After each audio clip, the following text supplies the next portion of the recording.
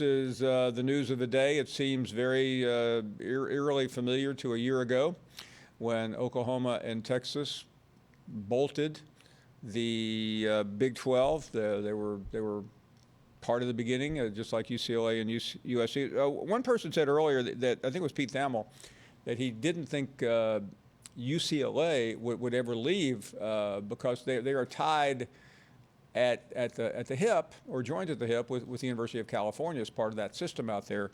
And obviously nobody wanted Cal in the Big Ten. But give the commissioner of the Big Ten credit, Kevin Warren. He took a lot of flack 2 years ago when he shut the football league, the football part of the Big Ten down during COVID and wasn't able to bring it back until late in the season.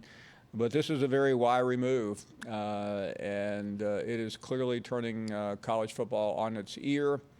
And something that we have been talking about here for some time seems to be coming to fruition, and that is the likelihood of two super conferences, the ACC and the Big Ten, and quite frankly, nobody else really mattering.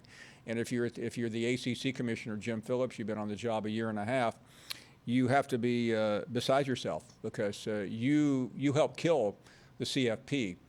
You said, as I was asking Pat before we lost him, we've got a lot of other important things to deal with.